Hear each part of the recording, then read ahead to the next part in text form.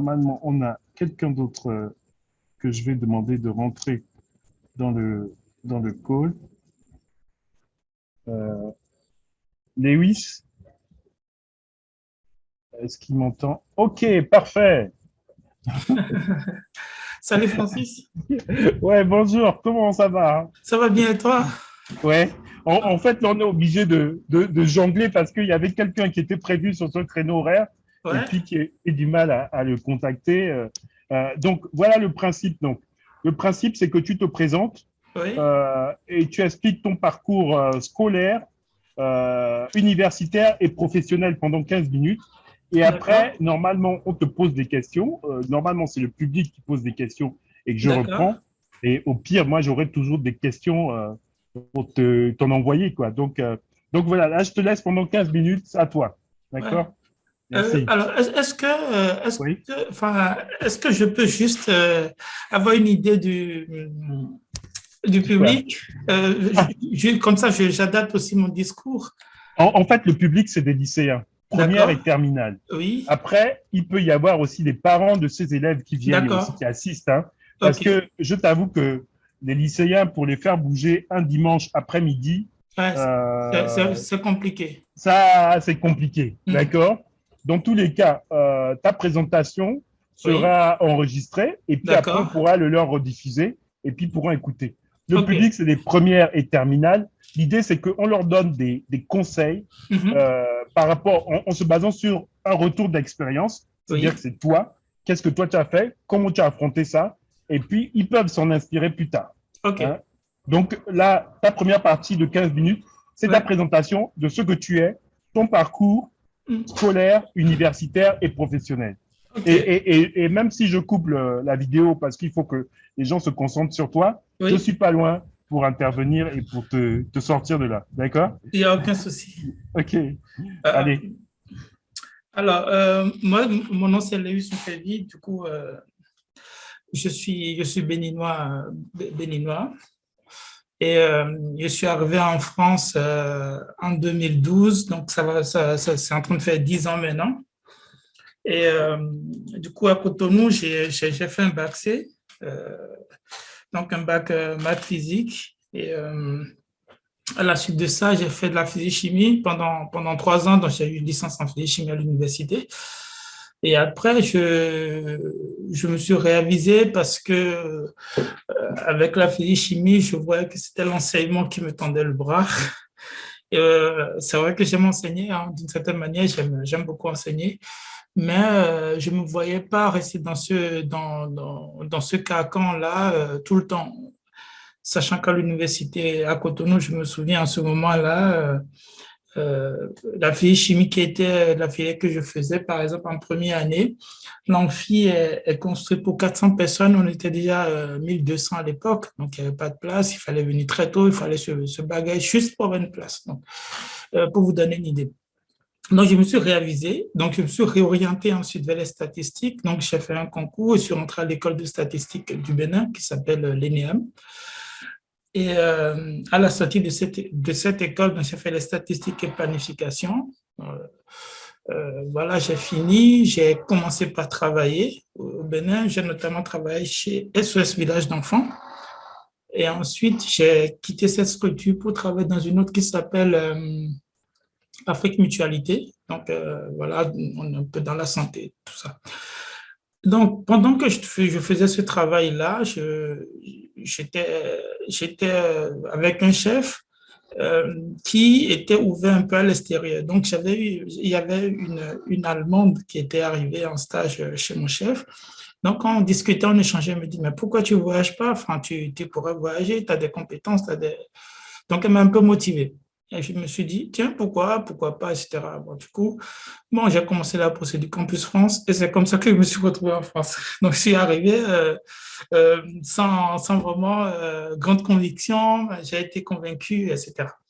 Donc, j'ai fait une année et demie, donc j'ai fait directement le master, c'est-à-dire qu'ici, ce qu'il faut savoir, c'est que l'année scolaire, en tout cas en master, c'est 6 mois de cours, 3 mois premier semestre, 3 mois second semestre, et ensuite stage 3 mois.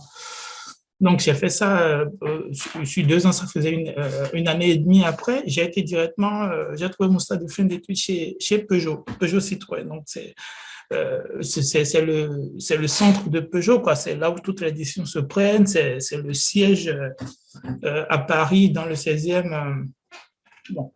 Du coup, ce stage-là m'a permis de rentrer dans le monde professionnel en France, sachant que je travaillais déjà, j'avais déjà de la compétence, je savais faire déjà plein de choses.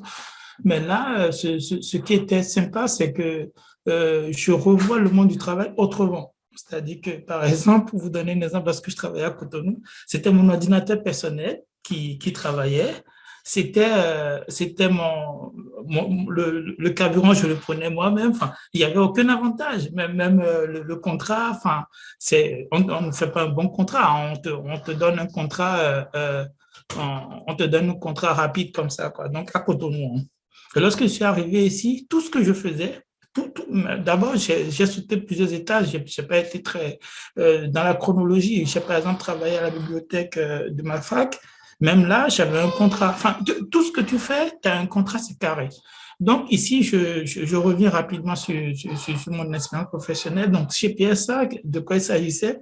Il s'agissait de pouvoir prouver que des outils de gestion de données, d'analyse de données permettaient de vendre davantage de voitures. Ça, c'était cool parce que la mission, elle est claire. On a des données, on a des analyses à faire, on a des outils, on a des ordinateurs, enfin, on a un encadrement, il y a une place. Donc, je me suis très bien débrouillé. Ils étaient très contents.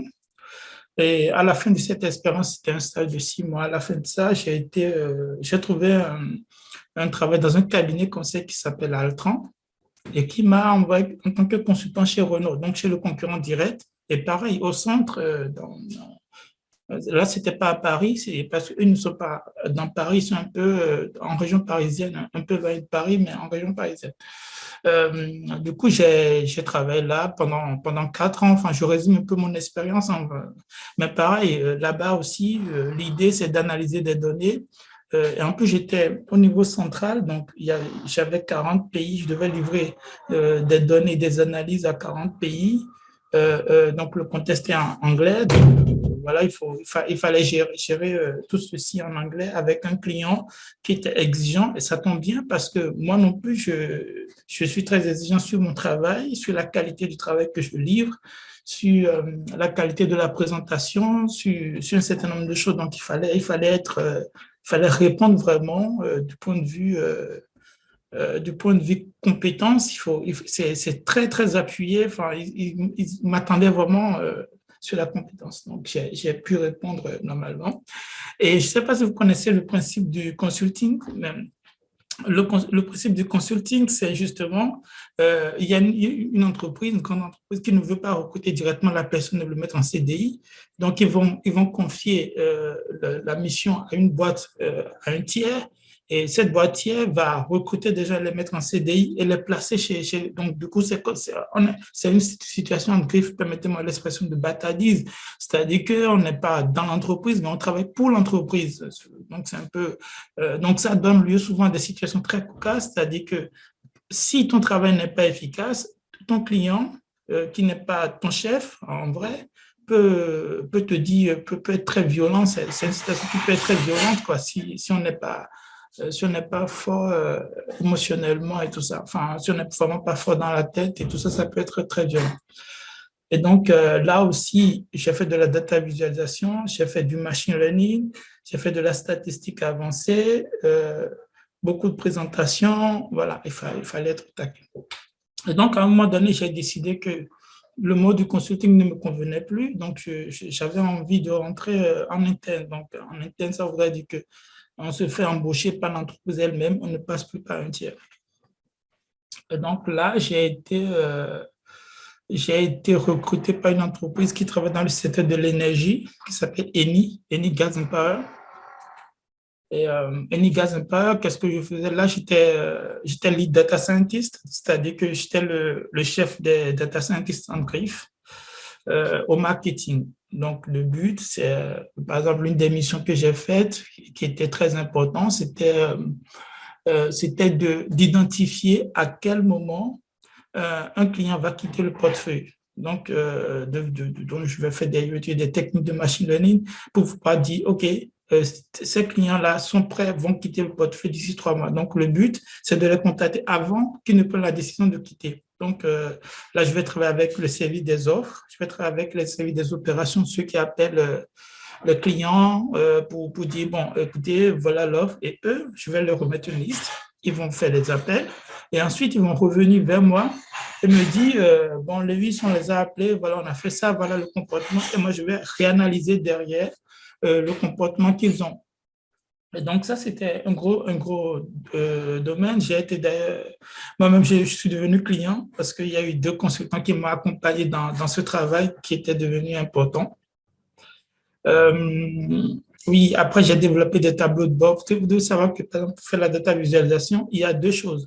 Soit on achète des outils préfabriqués type ClickView ou Tableau. Donc ça, on va juste brancher une base de données et afficher des… D'ailleurs, je conseille à tout le monde, on peut télécharger facilement ces outils-là, ClickView, Tableau, on peut les télécharger et apprendre ça soi-même, Spotify, enfin, il y en a un certain nombre, on peut les faire soi-même. Et donc, soit on fait ça, soit on développe soi-même les tableaux de bord. Et là, c'est via des codes. Du coup, moi, j'ai cette compétence-là. Du coup, j'ai développé moi-même le tableau de bord. Et l'avantage à faire ça, c'est que, l'outil est gratuit parce que puisqu'on l'a développé nous-mêmes, ça devient gratuit. Quand on fait du clic ou du tableau en entreprise, on a obligé de payer une licence. Et du coup, en le faisant moi-même, mes chefs, ils ont dit, waouh, lui, il est vraiment compétent parce que ils n'ont pas voulu dépenser de l'argent. Je leur livrais le truc clé en main. Et là, c'est devenu, c'est devenu très important. Ils ont dit, ah, bah, tiens, bon, du coup, on a besoin de toi. Mais le problème aussi, c'est que j'avais pas, et là, je le dis assez franchement, j'avais pas toute la considération qui allait avec mon travail. Et du coup, j'ai dit, bon, j'ai pris la décision, j'ai dit, bon, je vais quitter l'entreprise, voilà. Et à peine je me suis mise à chercher, j'ai trouvé un autre. Et c'est au moment où j'ai posé ma démission qu'ils se sont dit, mais tiens, lui, on ne veut pas le perdre. Ils ont commencé à venir. Là, c'était le bal des directeurs. Là, pour vous dire, il y a 5 directeurs qui sont passés. Il y en a qui m'ont dit, non, Lévis, vas-y, reste avec nous. On te donne tout ce que tu veux. On aime ton travail. Je dis, mais il y a encore quelques semaines, quelques mois, je vous ai fait part des difficultés que j'ai demandé une augmentation puisque vous ne me payez pas bien.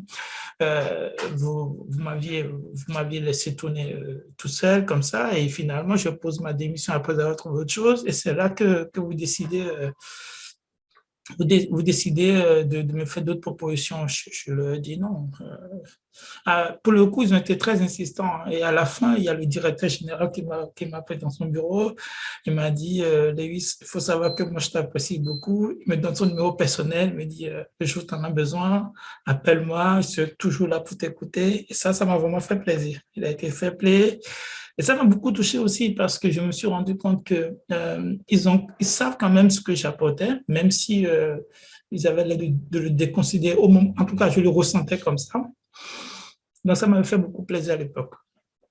Et donc, je suis parti de cette entreprise et aujourd'hui, je travaille pour l'assurance chômage en France.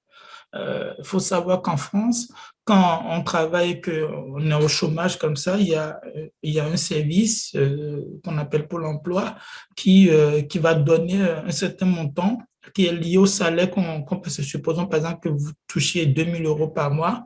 Si vous rentrez au chômage, vous allez peut-être toucher 85%, 90% donc vous allez toucher à peu près 1 700, 1 800 euros de votre salaire jusqu'au moment où vous retrouvez un autre travail. Et donc, moi, je travaille pour la structure qui coiffe la structure Pôle emploi. Donc, Pôle emploi, c'est elle qui paye, mais moi, je travaille pour la structure qui décide des lois, par exemple, qui fait de la modélisation sur les demandeurs d'emploi.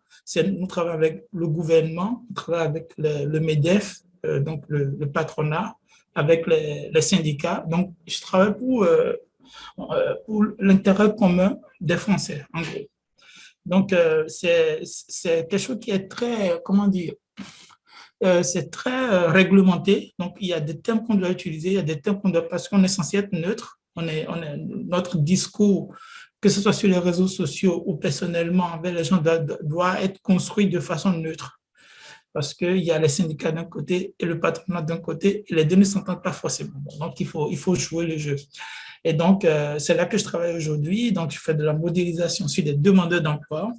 J'analyse des données, je crée des tableaux de bord, je fais de la data science. J'accompagne mes collègues aussi parce que moi, je suis extrêmement technique. Et il faut savoir que les gens avec qui j'ai affaire ne sont pas techniques. C'est-à-dire que mes autres collègues, la plupart d'entre eux ne sont pas techniques, mais ils sont des statisticiens, ils sont des statisticiens bien formés, mais ils ne sont pas aussi techniques que moi. Ils vont être plutôt, il y a des docteurs, donc vous savez, les docteurs, c'est des gens très intelligents, mais sur un domaine précis. Sur un domaine précis, moi, j'ai eu le temps avec mon parcours, que ce soit en tant que consultant, pardon, ou chez Eni, j'ai pu élargir mon domaine, soit techniquement, mais aussi métier. Et là, c'était le côté technique qui les intéressait vraiment, donc j'ai beaucoup apporté. Par exemple, l'activité partielle, lorsqu'on était dans le Covid, au moment du Covid, l'activité partielle, c'est nous qui avons, c'est l'UNEDIC, enfin là où je travaille, qui gère l'activité partielle. Et là, il y avait 4 personnes seulement qui s'occupaient du dossier activité partielle de bout en bout, c'est-à-dire que toutes les analyses les articles qui sont créés, il n'y avait que 4 personnes et j'en faisais partie. Et j'étais la personne qui codait le travail, qui automatisait le processus. Merci. Qui automatisait tout ceci.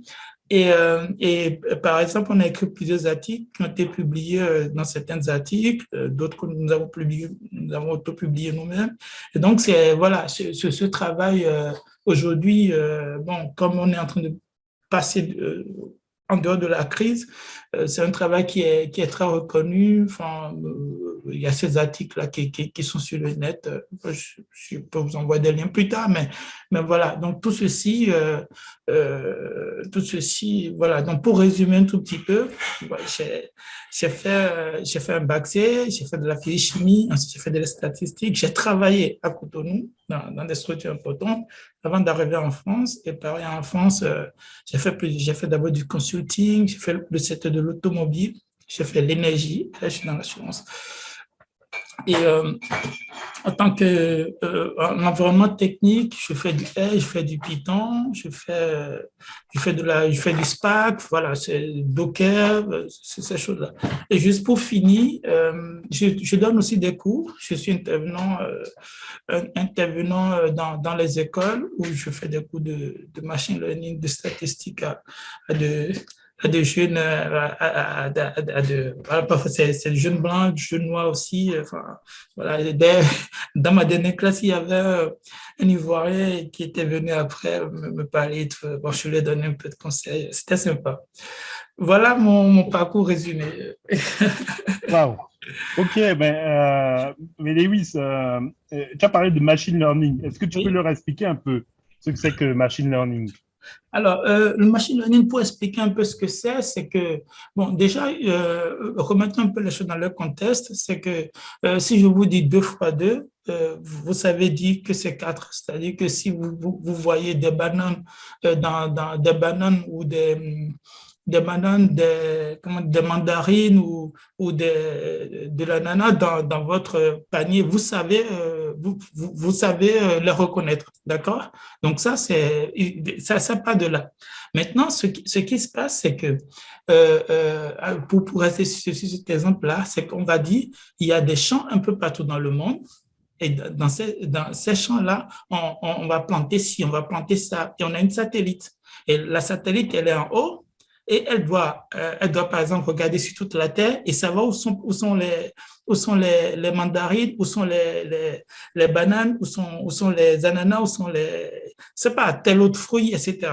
Et donc, c'est là que la machine learning on va appeler ça la détection de l'image. Donc, à travers des techniques de machine learning spécialisées dans la détection de l'image, on pourra dire, dans telle zone, on a plus d'ananas, etc. Ça, c'est un exemple, d'accord?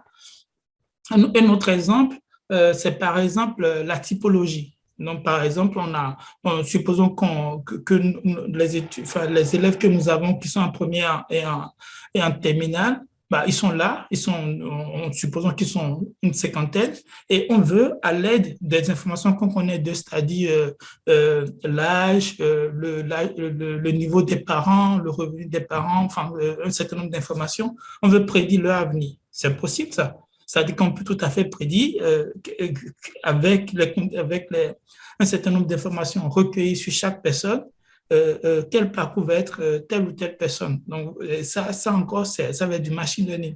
Et je vais finir avec un troisième exemple. C'est ce qu'on appelle, je vais vous donner un exemple. Il y a aux États-Unis, il y a pas, je pense qu'il y a 2 ou 3 ans, dans la maison, il y a une fille qui vit avec ses parents, d'accord? Et donc, à un moment donné, les parents commencent par recevoir comment on appelle, de prospectus, donc c'est des publicités pour femmes enceintes. Ils ne comprennent pas, ils disent, mais qu'est-ce qui se passe? On a une publicité pour femmes enceintes alors qu'il n'y a personne qui est enceinte, enfin on ne sait pas, enfin tout le monde fait va-et-vient. Et ils ont commencé par dire, mais ils ont commencé par fouiller, ils se sont rendus compte qu'effectivement, leur fille est enceinte de 4 mois, tu vois. Donc l'idée, c'est que cette fille faisait des achats dans le supermarché. Et ces achats-là, couplés avec d'autres types de données, en analysant tout ça, ils ont prédit que cette fille, avec du machine learning, est probablement enceinte, parce que c'est une question de probabilité. Et effectivement, lorsqu'ils ont fait des enquêtes plus tard, ils se sont... Donc, en gros, pour résumer, machine learning, c'est résoudre des problèmes que l'humain est censé, peut résoudre lui-même en regardant, mais à des données de grande échelle, avec beaucoup de données. On va appliquer des algorithmes, un certain nombre d'algorithmes sur ces données-là pour pouvoir prédire un événement ou classifier ou faire la typologie. Voilà. Je ne sais pas si je l'ai bien résumé, mais c'est l'idée. C'est l'idée. Lewis, moi, je me rappelle, j'avais une réunion de travail avec des collègues et en fait, on cherchait un logiciel. Oui. On était en train de discuter dessus. Oui. Et en fait, après qu'on ait discuté dessus, on s'est retrouvé avec les publicités de ce logiciel sur nos emails. Ouais. Comment tu expliques ça, Lewis? Alors, ça, il y a 2 choses. Il y a ce qu'on appelle les cookies. Donc, les cookies, c'est quand vous allez sur un site, pour que le site puisse fonctionner, le site doit recueillir un certain nombre d'informations sur vous. D'accord? Et donc, dans ces informations, il y a l'heure où vous êtes connecté, la page que vous avez vue, un certain nombre d'informations, enfin, l'IP, donc l'IP de votre ordinateur et tout ça. Donc, il y a une façon de faire qui n'est pas du tout du machine learning. Non? Ça, c'est vraiment pas du machine learning. C'est-à-dire que c'est un recueil d'informations qui est fait à chaque, par exemple, on vous dit accepter tout ou bien refuser tout. Quand, par exemple, vous acceptez tout, non seulement celui qui a le site recueille ces informations, mais il a le droit de le partager avec d'autres. Donc, ça, c'est pas du machine learning, c'est juste un recueil d'informations. Maintenant, le machine learning, ça va être quoi? Ça va être je recueille cette information-là sur toi, Francis, mais pareil sur Lewis, sur Tessa, sur Marie, enfin, sur un certain nombre d'informations, et je vais prédire leur comportement avec ces données-là. Par exemple, je peux dire, OK, par exemple, toi, tu es allé sur ce site, tu as regardé, et là, je vais pouvoir dire, Francis va acheter. Parce que je sais à peu près ce qu'il allait regarder après, je vois qu'il a les moyens, et donc je vais prédire avec un certain taux que Francis, lui, va acheter. Par contre, Lewis, il va juste regarder, il ne va pas acheter. Et donc, autrement dit, la publicité que je vais faire après, ça va s'appuyer beaucoup plus sur Francis et Lewis, on va le négliger. Tu vois, du coup, il y a 2 côtés. Il y a le côté où je recueille une information et ensuite le côté où je fais l'analyse et je mène des actions derrière. Mais là, dans notre cas, en fait, on n'avait pas touché un ordinateur. Hein. On avait juste notre téléphone à côté de nous. Oui, mais les téléphones nous écoutent. C'est pas complexe. Hein? Et les téléphones écoutaient ce qu'on disait. Oui. Et ce qu'on disait, ils le transformaient en publicité. Tout à fait. Parce que la voix, c'est une donnée. Vous voyez, la voix, c'est une donnée. L'image, c'est une donnée. Donc, le téléphone, il écoute en permanence. Il faut le savoir, c'est pas complotiste. Du coup, effectivement, quand on fait soit on fait une recherche ou même on parle du truc, effectivement, il entend. Alors, je vais vous donner un exemple, et ça, c'est très, ça m'avait fait flipper à l'époque. Ça, c'était lorsque j'étais chez PSA. Et du coup, on avait une réunion de présentation où ils voulaient nous vendre un outil de recueil d'informations.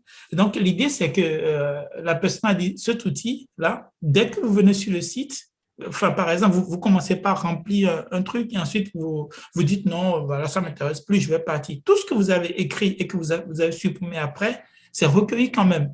C'est-à-dire que, et ça, pour moi, ça pose un problème parce que c'est de l'abus de confiance. Par exemple, si vous mettez à écrit votre mail et ensuite vous le supprimez, vous mettez votre numéro, vous le supprimez en pensant que c'est supprimé, mais non, c'est pas supprimé, c'est recueilli quand même.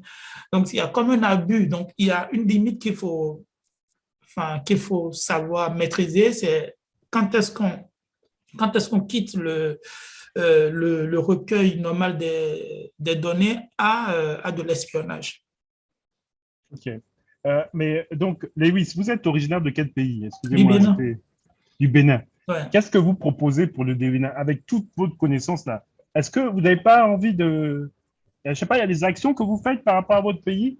Moi, j'aimerais bien. Lorsque j'étais à Cotonou, j'étais très, très engagé. J'étais quelqu'un de très engagé. J'étais, par exemple, le président de l'association des planificateurs et statisticiens à Cotonou. J'étais vraiment...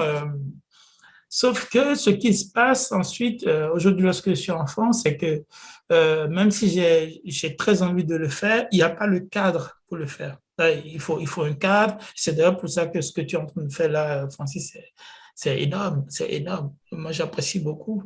Mais il n'y a pas le cadre. À Cotonou, il n'y a pas le cadre. Moi, j'aimerais bien. Moi, je suis même prêt à donner des cours gratuitement. Enfin, je veux dire, si c'est à distance, si c'est en présentiel, pour peu qu'on me prenne le billet, parce que quand même, il faut y mettre un peu du sien. Ou si c'est à distance, je peux mettre mon temps à disposition. Donc, j'ai envie de le faire, mais je pense qu'il n'y a pas le cadre. Ça, c'est la première chose. Deuxième chose, il y a beaucoup de choses qu'on doit changer dans la façon, par exemple, équiper juste les collaborateurs. Enfin, je veux dire, même si je retourne à Cotonou me propose un poste, je ne vais pas travailler avec mon ordinateur personnel. Non, parce que quand je travaille pour l'entreprise, non, c'est vrai, c'est-à-dire ça, on a tendance à l'oublier. Une entreprise Oui.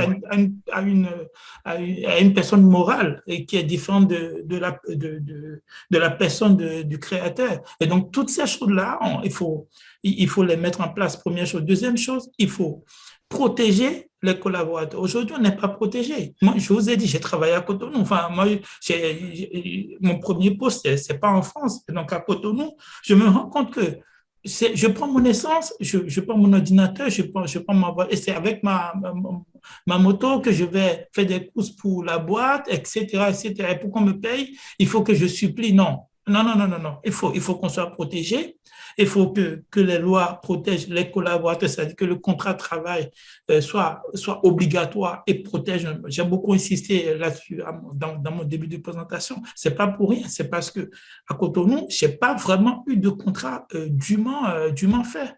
Et c'est comme si tu es dans un truc de stage permanent où tu ne sais pas trop où tu en es, etc., etc.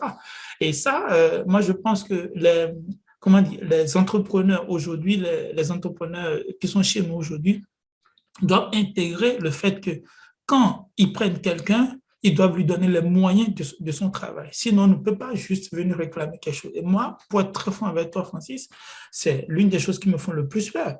Je n'ai pas envie de contracter un truc. Et après, on me dit non, lui lui, on l'aime bien, on va lui donner ça. Lui, on ne l'aime pas, sa tête ne nous convient pas. Donc, ça, c'est les freins que j'ai. À part ça, j'ai très, très envie de contribuer aux jeunes, de donner des cours parce que je vais vous donner un exemple. L'école que j'ai faite à Cotonou, qui est la grande école de statistique au Bénin, c'est la plus grande école de statistique. Comment ça s'appelle? ENEAM, ça s'appelait INE, et aujourd'hui, ça s'appelle ENEAM. ENEAM, je vais le mettre Oui, c'est ça, exactement. Et l'ENEAM, j'avais un prof qui me faisait un coup simple. Il a dit à un moment, c'est totalement ridicule, il dit, vous ne savez pas la chance que vous avez de faire ce cours parce que c'est un cours que je fais depuis 80, que j'ai eu en 87. Il a eu le cours en 87 à la Sorbonne. Et il estime que parce que c'est un cours qui est fait à la Sorbonne, c'est le cours, non, le cours n'est pas mis à jour, le cours, enfin, je veux dire, donc là, moi, c'est quelque chose qui me gêne énormément. Et aujourd'hui, il faut remettre les choses à là. Je vois Yannick qui est connecté. Yannick, pour info, euh, on a fait les bancs ensemble. On a fait le bac ensemble, le lycée, le bac ensemble. Et lorsque je suis venu en France, c'est lui qui m'a hébergé au début. Tonton Chocolat, si tu nous entends. Mais Lewis, en fait, on n'a plus que 4 minutes avec toi. Oui. Yannick, je suis désolé, Yannick, tu devras attendre 30 minutes parce que tu n'étais pas là à l'heure. Et donc, oui, Ignace a pris ta place. C'est bon, c'est correct. Il n'y a pas de problème. Donc, on laisse Lewis dire il a 2-3 minutes pour faire les dernières recommandations aux lycéens oui. Par rapport à leur choix d'études, par rapport à leur cursus. Quelques petites recommandations. Moi, c'est très simple, mais la pâtée, c'était pour saluer Yannick vite fait. Comment on appelle, si j'ai des recommandations à faire, c'est très simple. Pour nous autres, il faut aller vers les séries scientifiques. C'est un peu, ce que je suis en train de dire là, c'est un peu direct, hein, c'est un peu cash. Mais pour moi, il faut s'orienter le plus possible vers les séries scientifiques. J'ai écouté Thomas qui était passé avant, vous avez vu, il a fait la littérature, mais il est quand même rentré dans quelque chose de technique.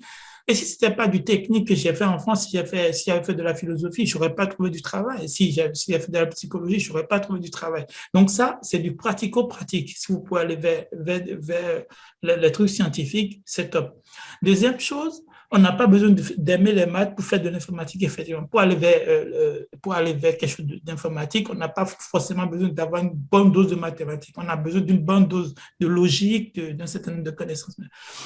Mais la troisième chose, c'est qu'aujourd'hui, la connaissance est ouverte. Mais franchement, il y a sur YouTube, il y a des MOOC qui sont gratuits. Enfin, si on veut des liens, on peut envoyer. Donc, il faut énormément de discipline, il faut du travail, il faut se plier en quatre, il faut se sacrifier, quoi. Et je pense que c'est quand on est jeune qu'on peut le faire.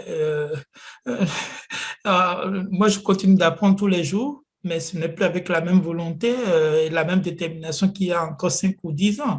Donc, moi, je pense que quand on est sur les bancs comme ça, c'est le moment de faire tous les sacrifices possibles. La connaissance est aujourd'hui à portée de main. Enfin, je veux dire, n'importe quelle personne qui veut maîtriser Python, qu'il soit, peu importe dans l'endroit dans le monde, ça y est, il y arrive. Donc, et une dernière chose, c'est peut-être pour les parents d'élèves ou pour les parents d'établissement, pour les chefs d'établissement, il faut doter les écoles du matériel informatique. Parce que s'il n'y a pas de matériel informatique, ils ne peuvent rien faire, en fait.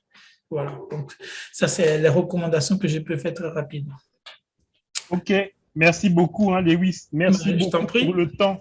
Vraiment, je suis trop content, quoi. Franchement, je suis trop content. Là, ça fait 2 jours. Ça fait 2 jours que je suis le plus heureux des hommes. Alors, quand je vois les interventions de chacun, là, c'est vraiment génial. Et j'espère que les élèves vont en profiter, c'est tout. Donc, merci, Lewis. Et on va passer à… tu peux dire bonjour à Yannick, mais on va passer à Ignace. Donc, il va rester. J'espère qu'il va rester, Eric, Lewis. Pour le reste. Je vais t'écouter, Yann. C'est pour toi que je vais écouter. Allez, c'est bon. On laisse Ignace passer. D'accord. On va voir Ignace. Merci, donc, Lewis. Et puis, à très bientôt. À très bientôt. On espère. Au revoir. Merci beaucoup. Donc,